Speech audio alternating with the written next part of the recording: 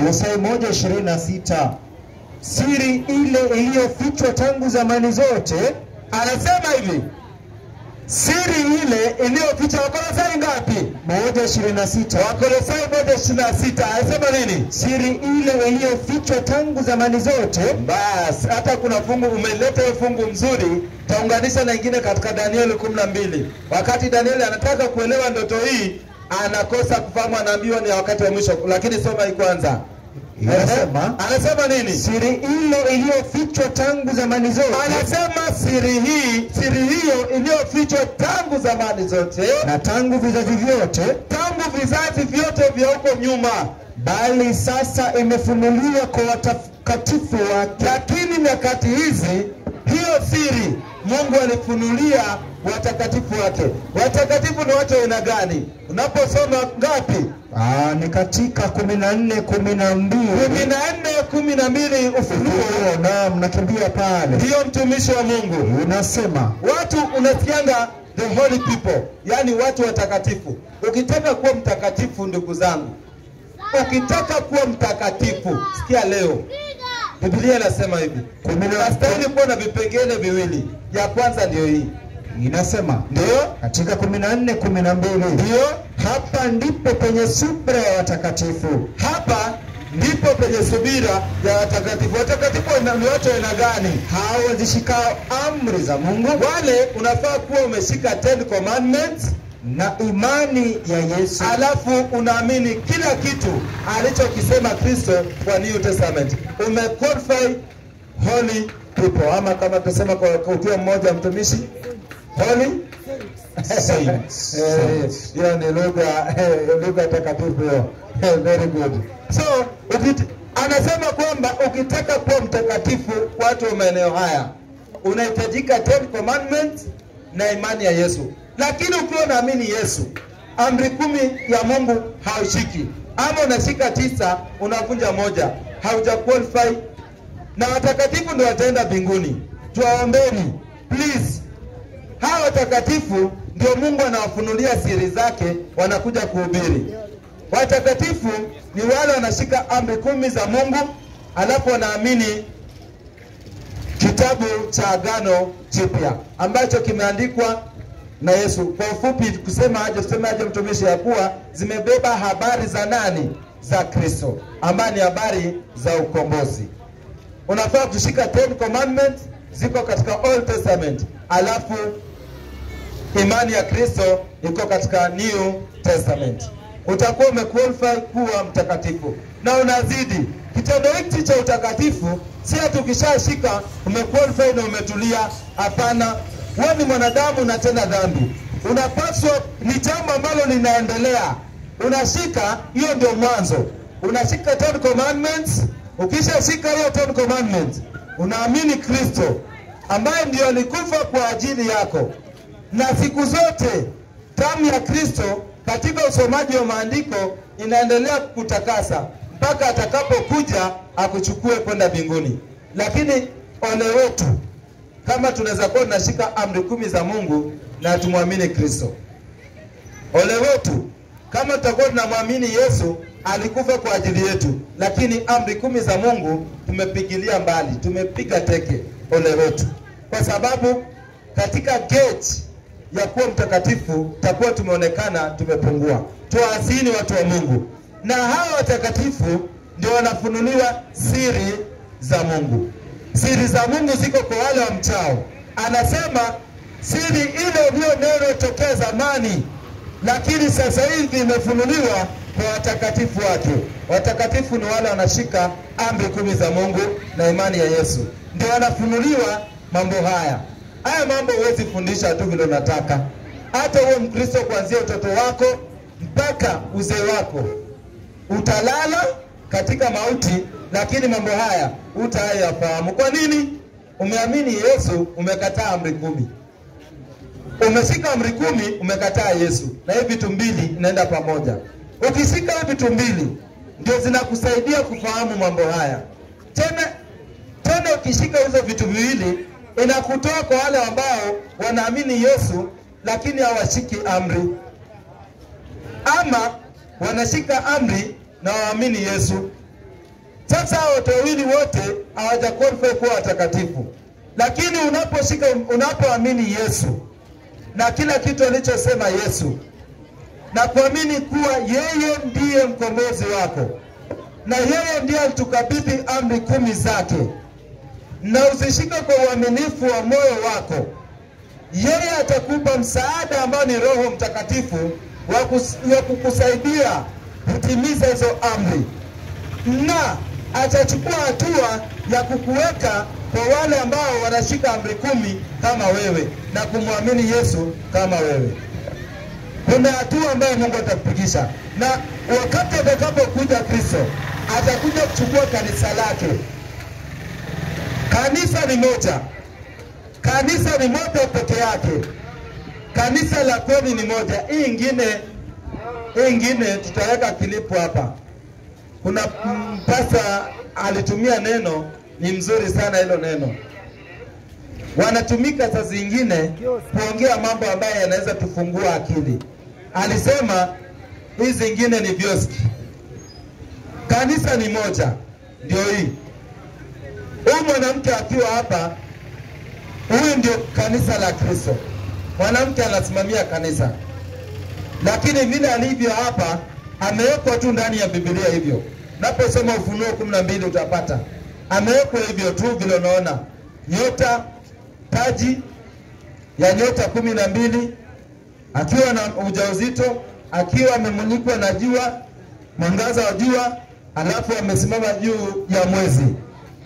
Jinsi ambavyo unamwona tumemweka tu hapa, ndio vile ambavyo inaelezewa katika Biblia. Unaposoma Ufunuo 1, Ufunuo 12, mstari wa kwanza, wa pili na wa tatu. Ameelezewa tu hivyo. Lakini imaanisha ya kwamba wewe ni mwanamke vile alivyo hivyo. Lakini mwanamke katika unabii ambayo tunafundisha anasimamia kanisa. Anamaanisha kanisa. Kanisa hili limesimamia mwezi. Tutakapofika hapa tutafundisha mwezi nasimamia nini. Amemulikwa na jua. Jua tutafundisha na tusome Biblia ituambie jua inamaanisha nini. Na pia anataji ya nyota 12. Tutafundisha nyota inasimamia nini kwa Biblia, na tutakuwa nasoma mistari na pia taji. Na mimba, ujauzito aliyokuwa nao ni maana yake ni nini. Lakini kwa ufupi si yuko hapa. Hii ni kanisa. Na ni kanisa moja tu. Alafu huyu ni mwanamke mwingine. Amepanda mnyama huyu. Saa hii tuko tunapewa tafsiri ya mnyama anasimamia nini. Tutaambiwa mnyama anasimamia nini tutakaposema hapa saa hii. Lakini huyu mwanamke bado anasimamia kanisa. Kanisa hili na hili ni tofauti. Kwa ufupi duniani kuna makanisa mawili. Haya mengine yote ambayo unaona yametokea yanatoka kwa hizi. Haya mengine ambayo mnaona yametokea yanatokea kwa hizi. Lakini kanisa ndani ya Biblia, kanisa ni mbili. Kanisa moja ni ya Kristo. Yeremia 6 mstari wa 2. Sikia vile anaitwa. Huu ni kanisa la Kristo. Kanisa la Kristo ni moja, ambaye ndio limebeba watakatifu wale wanaozishika amri 10 za Mungu. Mwezi inasimamia amri 10, alafu jua inasimamia New Testament ama Kristo. Alafu zile nyota inasimamia wajumbe wa Mungu wa haki. So hii ndio kanisa ya Mungu iliyo na watakatifu wanaoshika amri 10 za Mungu. Alafu mtumishi anasema nini? Katika Yeremia ama wapi? Ndiyo, katika Yeremia 6 mstari wa 2. Inasema, huyu ni mwanamke wa kwanza, anaitwa aje? Binti Sayuni aliye mzuri. Anasema binti Sayuni aliye mzuri. Mororo tosha.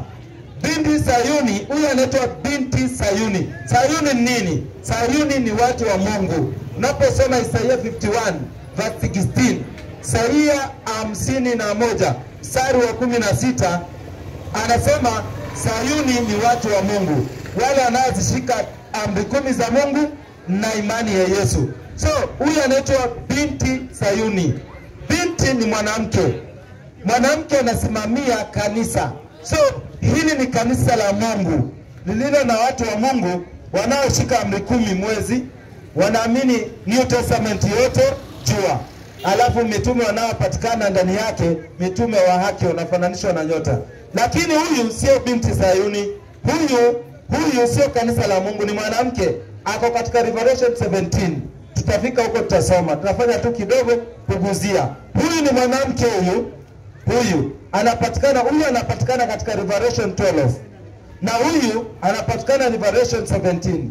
Hizi ni kanisa mbili. Kanisa ya Kristo ambao wanashika amri 10 za Mungu na imani ya Yesu. Na kanisa ya wale watu ambao hawataki amri 10 lakini wanamwamini Yesu. Hii ni kanisa linasimamiwa na shetani, ni kanisa la shetani. Huyu joka ameelezewa katika kitabu cha Ufunuo 12 mstari wa 3. Huyu joka anasimamiwa na shetani. Huyu ndiye alileta huyu mwanamke duniani. Yaani kanisa. Huyu haitwi binti Sayuni. Kwa Biblia huyu anaitwa aje? Kitabu cha Zaburi 137 mstari wa 8. Kitabu cha Zaburi 137 mstari wa 8. Alafu nirudi hapa. Yaani haya kwa ufupi ninaenda pale nikimaanisha kuwa mambo haya Mungu anafunua mambo yatakayokuja kufanyika siku za mwisho. Na siku za mwisho zilianza wakati wa Pentecost. Tulisoma Yoeli 2 mstari wa 28 na tukasoma Matendo 2 mstari wa kwanza mpaka 17. Siku za mwisho zilianza pale wakati Roho Mtakatifu alikuja. Sasa mambo haya yalikuwa yanahusu siku za mwisho, kutufunulia jinsi ambavyo shetani atasimamisha kanisa lingine ambalo watu kwa kukosa kusoma hii unabii, kwa kukosa kujua siri ambazo zipo hapa, kwa kukosa kujua mambo yaliyofunuliwa hapa yanayohusu siku za mwisho, watajiunga na hii kanisa. Na hii kanisa itakuwa kubwa katika ulimwengu. Maana shetani ndiye anatawala ulimwengu. Na hii kama utakuwa unatoka kwa hii kanisa, lakini utakuwa branch yake, kwa sababu mambo ambayo litakuja kuweka katika dunia, hata ukitoka utakuwa bado uko kando, lakini unafuata mambo ambayo utakuwa limeweka duniani. So hili sio binti Sayuni. Huyu ndio binti Sayuni, kanisa la Mungu. Lakini huyu sio binti Sayuni. Huyu anaitwaje? Katika Zaburi 137 mstari ni wa 8. Mstari wa 8. Binti Babeli. Huyu, angalieni watumishi wa Mungu, watu wa Mungu. Katika Yeremia 6 mstari wa 2 ameita huyu binti Sayuni. Ni mwanamke, anamaanisha kanisa lake, aliye mzuri mororo. Alafu huyu haitwi binti Sayuni, huyu anaitwa binti nani? Binti Babeli. Binti Babeli. Uliye karibu na kuangamia. Huyu ataangamizwa, hii kanisa litaangamizwa na wote ambao wanafuata kitu ambacho tutasoma hii kanisa ni gani, lakini tunajaribu kuleta jinsi ambavyo mnaweza elewa kwa uwepesi. Anasema binti Babeli, ulio karibu na kuangamizwa, ulio karibu na kuangamia, ulio karibu na kuangamia. Heri atakaye kupatiliza. Tosha tu. Huyu anaitwa binti Babeli. Babeli inamaanisha nini kwa Biblia? Tuliposoma kitabu cha Mwanzo 11 mstari wa 1 hadi 9. Babeli inatokana na pale wanadamu walikuwa wanajenga mji, mnara waende mbinguni. Wakawa wamekusudia kusudi mbaya zaidi. Sasa Mungu akaona hao wanadamu wana usemi mmoja, lugha yao ni moja.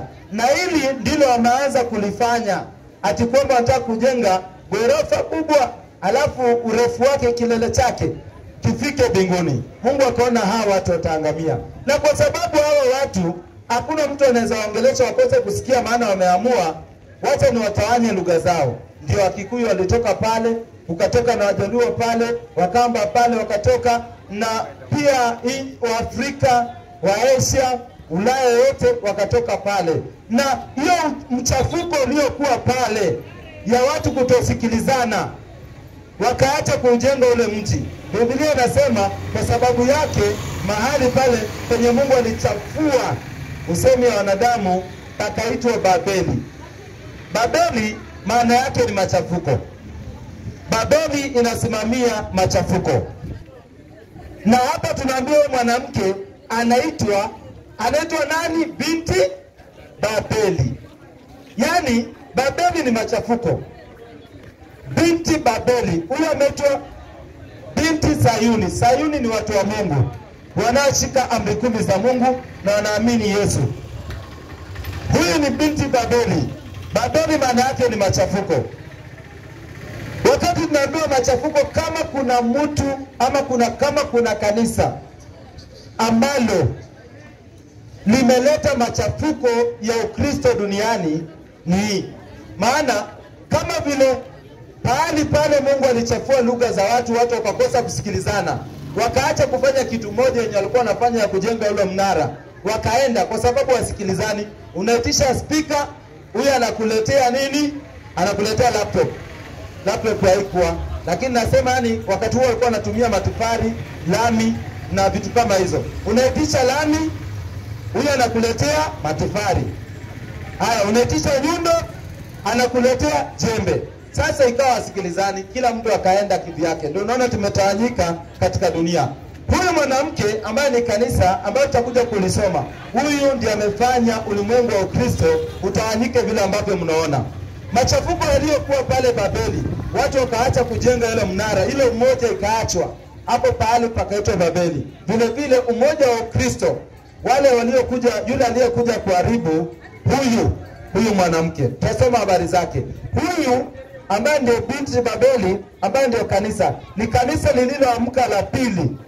Hili ndio kanisa la kwanza la Kristo, lakini huyu akaamuka na mafundisho yake. Na mafundisho yake inakataa amri 10 za Mungu. Tutasoma hapa. Yeye sasa ndiye alifanya Wakristo watawanyike. Ndio unaona kila mtu anafungua kanisa yake, kila mtu yake. Na wanasema usiingilie kanisa ya mtu. Ndio usiingilie, lakini anayeingilia ni Mungu mwenyewe. Huyu ndiye alileta chanzo cha sisi Wakristo kutokuwa na imani moja, kanisa moja, Biblia moja, Kristo mmoja. Huyu tutamsoma habari zake. Haja yangu, kile ambacho nimeguzia hapa kidogo, ni kuwa siri zote zilifunuliwa katika sanamu hii. Mungu ameficha katika hizi picha. Wakati tunaposoma hatua kwa hatua, basi mambo haya yanafunuka. Mwishowe tunakuja mpaka tunafunuliwa jambo litakalofanyika siku ya mwisho. Jambo litakalofanyika siku ya mwisho hivi, ambalo litaleta Third World War. Kwa Biblia inaitwa Armageddon. Unasoma kitabu cha Ufunuo 16 mstari wa 15. Vita vya tatu vinaitwa Armageddon. Ndio vinaandaliwa, wakubwa wanakaa, wanapitisha sheria tofauti, mbaya, sheria ambazo si mzuri, sheria ambazo unafikiria zinasaidia wanadamu ama zinafeva wanadamu, lakini zinakataa mashauri ya Mungu, zinakataa maadili ya Mungu. Wanapitisha sheria za ushoga. Mungu anakataza ushoga, mfalme anakaa chini kama Barack Obama akapitisha ushoga. So wanapokaa wanapitisha mambo ambazo si mzuri, mambo ambayo zina affect wa Kristo, zina affect Biblia. Wanajiandaa pia kanisa ama kanisa ambazo zinazaliwa na huyu pia nao wanajiandaa, wanakaa vikao wakisema tuwe na umoja wa kanisa, tuwe na kiongozi mmoja.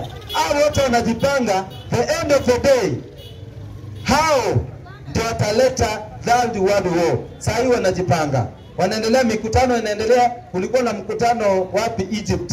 Umekuwa na mkutano huko, tutaonesha hapa, ambayo wanajaribu kuleta vitu ambavyo ukijaribu kuangalia wanazileta na akili zao, lakini ni vitu vinavyoandaa watu kwa hii nambari. Hii ndio itafanyika ya mwisho, alafu wale watakao kataa hii nambari, vita itakuwa kwao. Hao ndio watakuwa wanapigwa. Na ni wagani? Hii kanisa, sio hii. Hawa wataungana, tutaonesha. Sinaona mwanamke amekaa juu ya mnyama. Mnyama ni serikali, mwanamke ni kanisa. Hivyo hao wataungana, hawa wana shida, wataungana wampige huyu. Hawa watu wa Mungu. Sasa Third War itakuwa ni baina ya Kristo na watu wake na dunia, wa Kristo wa dunia na serikali. Ndio wataleta Third War, wale ambao watakataa hii nambari. Mambo hayo yote yamefunuliwa hapa, lakini sitaenda mbele, si tuko hapa. Wale ambao mtatufuatilia hamtakosa kitu. Mtajua mambo ambayo yatakuja kuwasaidia baadaye. Hatujui, na maybe inaweza kusaidia saa hii ukafanya uamuzi. Ni ujumbe ambao tunasoma ndani ya Biblia na Biblia peke yake. Tumishi wa Mungu, nadhani tunaweza ingia sasa. Tunaweza ingia kwa sababu nimeeleza, tajaribu kwenda kwa spidi kidogo, masaa yetu nayo mnakaa naye tayari. Kifika nafunga.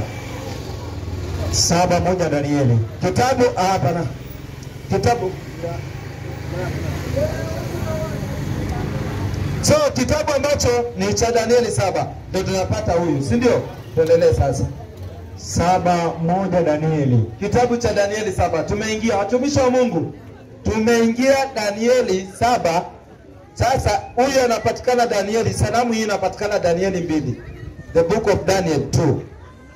Lakini sasa hawa nyama wanapatikana katika Danieli 7. Kwa nini tumeruka Danieli 3, 4, 5 na 6? Kwa sababu unabii huu ambao tunausoma hapa unakuja kufunuliwa katika Danieli 7.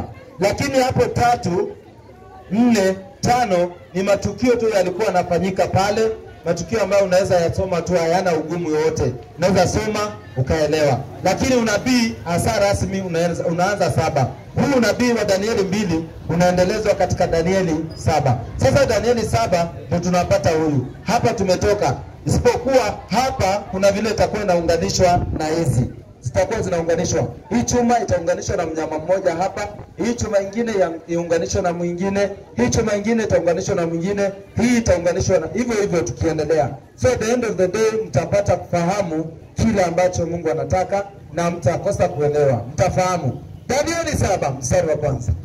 Katika mwaka wa kwanza wa Belshaza mfalme wa Babeli, ndio Danieli aliona ndoto, ndio na maono ya kichwa chake kitandani mwake, ndio basi akaiandika ndoto, akatoa habari ya jumla ya mambo hayo. Very good. Danieli akanena, ngoja.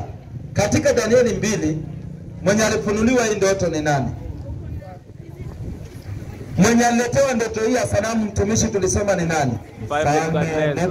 Mfalme Nebukadreza, ambaye yeye alikuwa mtu wa duniani. Sasa hapa yule anayefunuliwa, kama vile tumesema, siri ya Bwana anafunulia wale wanaoshika amri 10 na imani ya Yesu. Siri ya Bwana akafunulia mtumishi wake anaomcha. Nebukadreza alikuwa kiburi sana.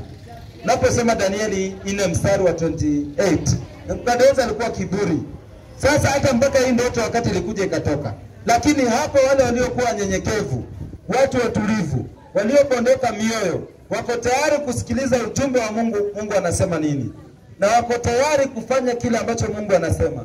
Mungu ana uhusiano nao karibu kama Danieli. Danieli anafunuliwa mambo haya ambayo mnayaona.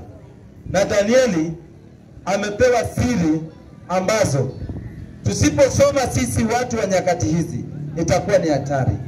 Kidogo mtumishi ushike tu hapo. Soma Mathayo 24 verse 15. Watu wa Mungu wapate kuelewa Danieli ni nani na alipewa ni nini, alifunuliwa, tunastahili kwenda kukisoma. Anasema nini? Ni katika Mathayo 24:15. Ndio, basi hapo mtakapoliona chukizo la uharibifu, hapo mtakapoliona, huyu ni Yesu. Yesu ambaye alikufia wewe, akafia mimi. Yesu wetu mmoja tu ule ambayo tunaabudu Mungu kupitia kwa jina lake. Yeye tu hiyo Yesu wako, Yesu wangu ndiye anakwambia hivi. Sasa sijui kama utatii ama utapuuza. Maybe unaweza nipuuza mimi, lakini Yesu kwa sababu namwamini, wewe usimpuuze. Sikiliza vile anasema. Hapo mtakapoliona chukizo la uharibifu, lile lililonenwa na nabii Danieli, lile lililonenwa na nabii Danieli ambayo tumesikia hapa alionyesha maono, limesimama katika mahali, katika patakatifu. Hii chukizo ajabu ndio manake tunalisoma. Wengine wanasema ubiri tu habari za Kristo, si mbaya. Hata hiyo habari aliyofunua ni Kristo. Sio mimi, sio wewe, ni Kristo ndiye alifunulia watumishi wake. Mwingine anakuambia achana kuhubiri maneno ya wanyama, achana kuhubiri maneno ya sanamu, achana, wewe shughulika na Yesu Kristo. Ndio, sio mbaya. Lakini unapaswa kufahamu Yesu Kristo hasemi tu kitu hivyo. Anasema kwa huyu mtumishi kama amefunulia Mathayo, amemfunulia jambo, ameeleza jambo hilo. Akija kufunua kwa Marko, hilo jambo analiongeza nguvu, linakuwa pana zaidi. Akija kwa Luka, akielezea jambo hilo analipanua zaidi. Sasa huyu Kristo ni yule ambaye anakuwa katika ufahamu. Kama sisi vile tunaambiwa tukue katika Ukristo. Vile vile haya mambo ni mambo ya Kristo. Ni ujumbe wa Kristo katika njia ya mifano. Sio ujumbe mwingine tunahubiri, lakini ni habari ya Kristo unaohusu wakati wa mwisho.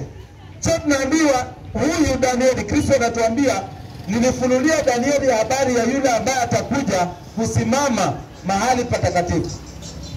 Ni nani anastahili kukaa mahali patakatifu? Ni Mungu.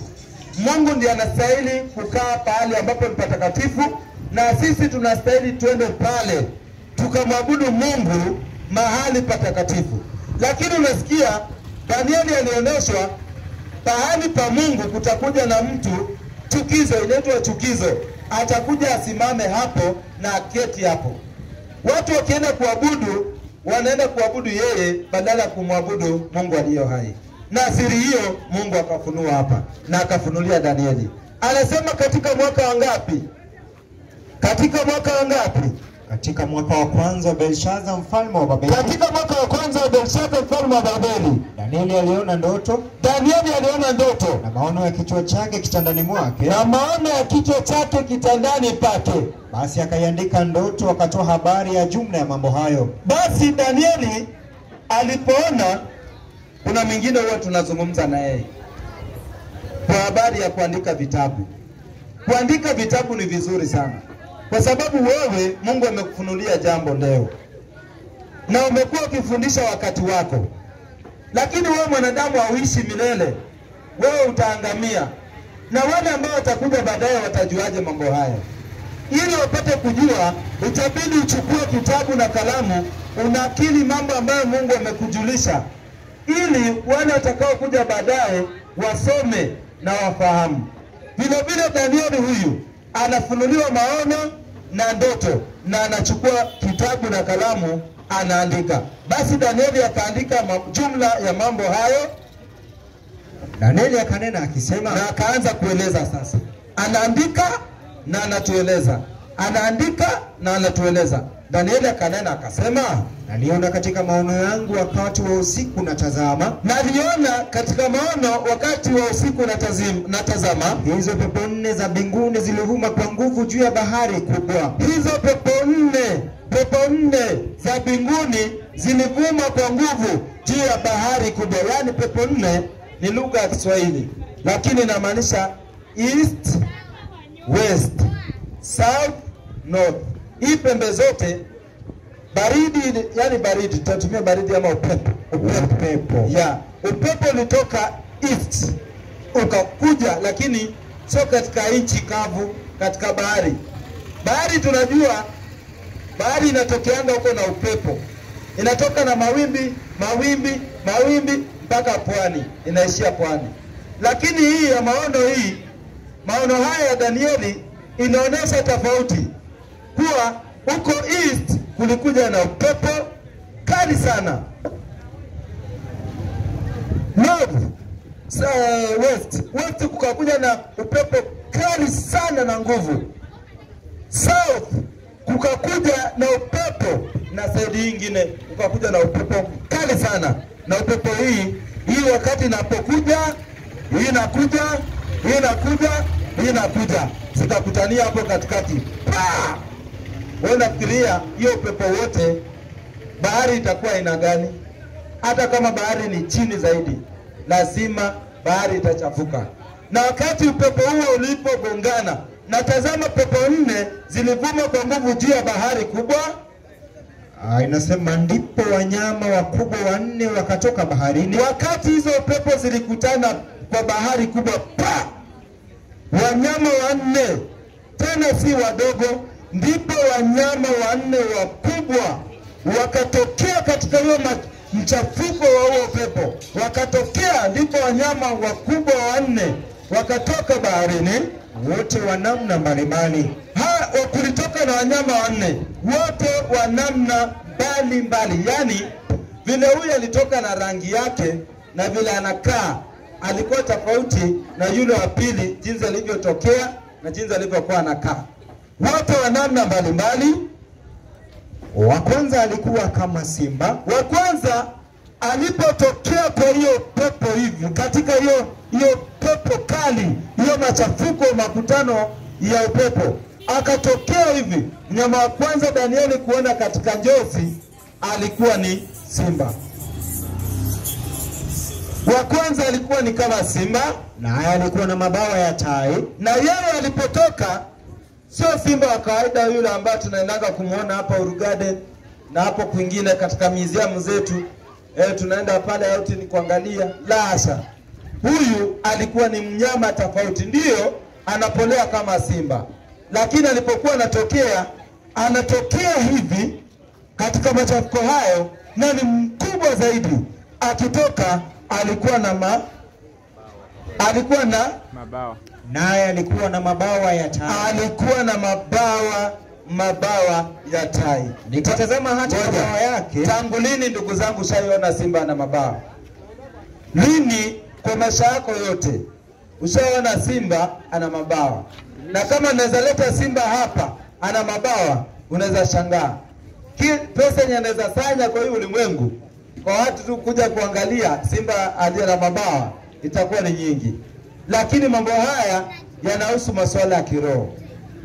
Anasema huyu simba wakati alitokea alikuwa na mabawa kama ya tai. Alafu nikatazama hata mabawa yake yakafutuka manyoya. Anasema alipokuwa akiangalia huyu simba ametokea katika bahari, akimwona, nadhani mtumishi mnaweza tumia sasa nini